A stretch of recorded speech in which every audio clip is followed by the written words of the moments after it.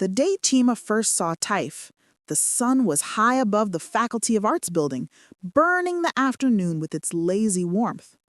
The noise of the university buzzed around him. Laughter, footsteps, the echo of lecturers' voices floating from open doors. Chima was not one for noise. He liked to stay in quiet corners, listening to music that only he seemed to understand. But that day, while waiting for his mass communication class to begin, he saw her, Tife, walking with the confidence that made time slow down. She wore a yellow top that matched the brightness in her smile, and when she laughed, it felt like she was talking to the sky itself. Chima, who had never believed in love at first sight, felt something shift inside him. It wasn't thunder or lightning. It was a small, quiet spark that told him he might never see the world the same again. He tried to push it aside, but the feeling stayed. They were course mates. She sat 2 rows in front of him, sometimes turning around to ask a question or borrow a pen. Her voice was soft, yet it carried a certain boldness, like she knew how much power her words held. Chima answered her with shy smiles and careful sentences. He told himself not to think too much about it, but every time she looked his way, his heart betrayed him. In the evenings, when he returned to his hostel, Kunle, his roommate and closest friend, would tease him about staring too much. "Guy, na so love they start, oh," Kunle would say, laughing. Chima would smile, but never admit it. In truth, he was afraid, not of Tife, but of what loving her might do to him. Weeks passed like whispers of wind through the mango trees that lined the campus walkways. Chima found himself drawn to Tife in ways he could not explain. She was not just beautiful, she was alive in a way he envied. She laughed easily, argued with lecturers about feminism and identity, and spoke with a rhythm that made her seem larger than life. To Chima, she was everything he was not. Loud where he was quiet, confident where he was cautious, bold where he was careful.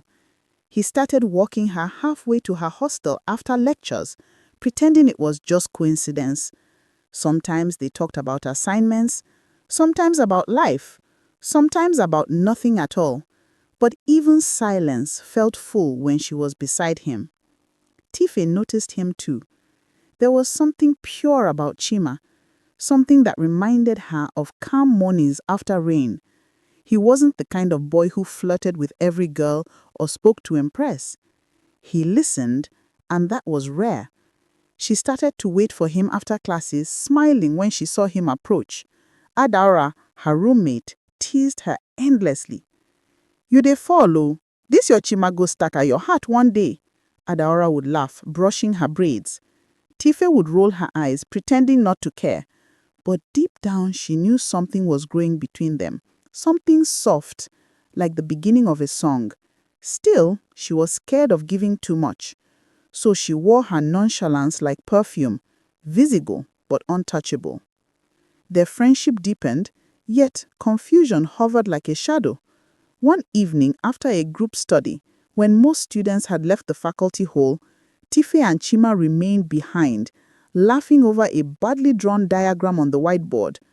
The generator hum filled the silence as the lights flickered. He looked at her, really looked, and she felt the weight of his gaze. Their laughter died, replaced by something heavier. For a moment, words disappeared, replaced by heartbeats. Then Tife broke the silence. "You're staring again," she said softly.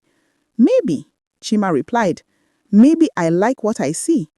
She smiled but looked away, scared, thrilled, unsure.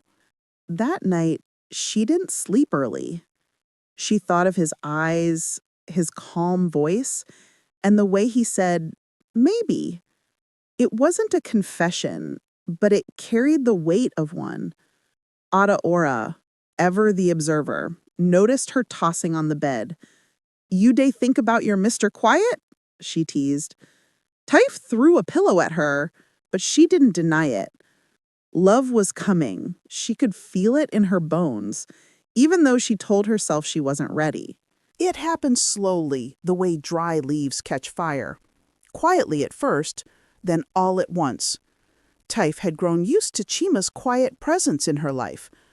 The way he waited after lectures, the way he carried her books when she was tired, and the way his eyes softened when she smiled.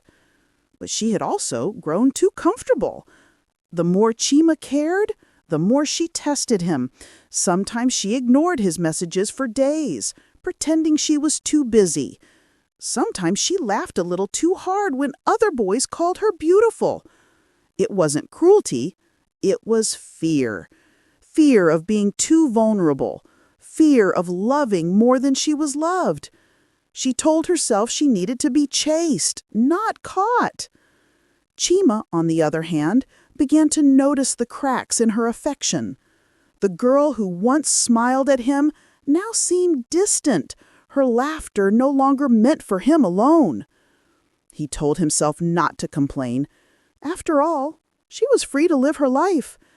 But at night, when Kumle noticed him staring blankly at his phone, he said, "Guy, if you love her, tell her. Don't die in silence." And so one evening, Chima gathered courage.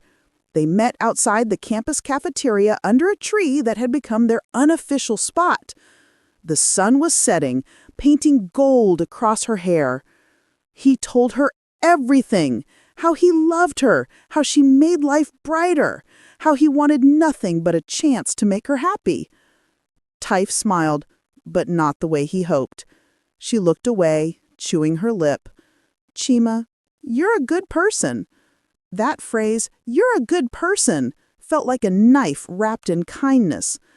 "But I don't want to rush anything. I like what we have, but I'm not sure I'm ready." He nodded, forcing a smile that didn't reach his eyes. "It's fine," he said. But his heart knew it wasn't. From that day, something changed between them. His calls became fewer, his jokes quieter. His light in his eyes dimmed. Weeks later, Tife began to miss him. His messages, his calm, the way he always seemed to understand without her saying much. She realized too late that she had built walls against someone who only wanted to love her. But before she could fix things, she saw him one afternoon laughing with another girl by the faculty gate. Jealousy stabbed her heart, sharp and unexpected. Ada noticed. "You see 'em now. You play hard to get. Now you dey vex." But Tife said nothing. She had hurt him first, and now she was the one bleeding inside. That night, Chima deleted her number, not out of anger, but out of exhaustion. Love, he realized, could be beautiful and cruel in the same breath. He promised himself that night, never again would he give his heart so easily. Never again would he let love make him weak. Months passed, like pages in a book. Chima no longer wanted to read. The harmattan wind came, dusting the campus with dry air and silence. Chima had changed. He still went to lectures, still greeted people with polite smiles, but something about him had gone quiet inside. The boy who once waited under the tree for Tife now walked past that same spot without a glance. Kunle noticed the difference. "Guy, you don't dey skongo," he joked one evening, tossing a football in the air. "No girl fit catch your heart again." Chima smiled faintly. "Heart? I don't sell 'em," he said. They both laughed, but the laughter didn't touch Chima's soul. He buried himself in his studies, joined a media club, and even began writing short stories. Stories about love that never found its way home. And the irony was not lost on him. The campus buzzed with new faces, and many girls admired his calmness, his focus. One or two tried to get close, but he always kept his distance. His heart had become a locked room, and he had swallowed the key. Yet, somewhere far away, Tife began to feel the weight of what she had lost. Her new relationships felt shallow, her laughter forced. Each time she saw Chima walking past her without emotion, she felt a sting, not because he ignored her, but because he no longer looked like the boy she once knew. Adara, ever blunt, told her one night, "You dey cry for who you chase away. The boy don't heal, and you still dey nurse wound." Tife wiped her eyes and whispered, "But I didn't mean to lose him." "Intentions no dey erase consequences," Adara replied softly. That night, Tife opened her old chat with Chima and scrolled through their early conversations, the jokes, the inside stories, the late-night goodnights. Her chest tightened. She wanted to reach out, but pride held her back. Days turned into weeks, and finally, one evening after class, she gathered courage and walked up to him near the library. "Hi, Tife," she said. Her voice trembled slightly. He looked up from his laptop and nodded. "Hey, Tife." His tone was flat, polite, not cold, but distant. "How have you been?" she asked, searching his face for the boy she used to know. "I'm fine," he said simply, then returned his eyes to the screen. That moment broke her. The silence that followed was heavy, filled with all the words they would never say again. She wanted to apologize, to explain, to tell him she had realized her mistake, but his eyes told her he had moved past the place where feelings still burned. When she walked away that day, she cried for the first time since they met, not because she had hurt her, but because she had hurt the only person who had truly seen her. In that moment, she learned what her grandmother used to say, "When you play with water, don't cry when it dries." Time did what time always does. It moved on, carrying their stories like dust in the wind. The semester ended and life on campus shifted. Tima graduated with honors, his name mentioned among the best in the department. He had become someone others admired, though few truly knew the depth of his silence. To the world he was composed, focused, unbothered. But inside he had simply learned to live without expecting warmth. He told himself he was stronger now. Love was for those who could afford to bleed. Tife, on the other hand, carried a quiet ache in her chest. Every time she saw his name on the department board or heard his calm voice during a presentation, she remembered what could have been. Adora had stopped teasing her. Even she knew that regret was a wound no joke could heal. One late afternoon, as the golden light poured through her window, Tife finally wrote Tima a message. "I'm sorry. For everything. You were the only one who saw me clearly." She waited for hours, her heart beating in hope and fear. But no reply came. Days passed and still nothing. It was then she realized that love, once neglected, does not wait forever. When convocation came, the university field was alive with music, laughter, and proud parents. Tima stood in his graduation gown, surrounded by friends. Kunli clapped him on the shoulder. "My guy, you make us proud-o," he said, grinning. Chima smiled genuinely, for the first time in a long while. In the crowd, his eyes caught Tife's. She looked radiant, yet sad, as if smiling through a memory. Their eyes met, and for a brief second, time paused again, just like that first day in class.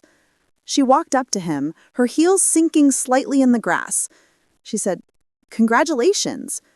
"Thank you," he replied, his voice calm and steady. For a heartbeat, neither spoke. Then she said, "Chima, do you ever think about us?" He looked at her for a long time, then sighed. "Sometimes, but not with pain anymore. We were lessons to each other, Tife. You taught me that love must be spoken, not assumed, and I guess I taught you that silence can also be an answer." She blinked, tears gathering in her eyes. He smiled, not with bitterness, but peace. "Take care of yourself," he said, before turning away to join Kunle and his family. Tife stood there, watching him walk away, the wind lifting her hair as if to comfort her. That night, back in her hostel, she looked out at the stars. Somewhere in the distance, music from the convocation after-party floated through the air. Adawara joined her by the window. "You go be all right," she said gently. "Sometimes love no day end with forever. Sometimes it end with understanding." Tife nodded slowly. "I know," she whispered. I just wish understanding didn't come so late." And so, in the quiet of that night, both Chima and Tife learned what the elders always said. Love is not just a feeling, it is a choice, a timing, and a truth. When handled with pride, it withers. When given with care, it grows. But when neglected, it teaches and never forgets. The campus eventually forgot their story, but life remembered. Years later, when Chima wrote his first book, a collection of folk tales about love and loss, the first story was titled When Love Forgot Its Way. It began with the line, "Once there was a boy who loved a girl, and they both forgot to say it when it mattered most."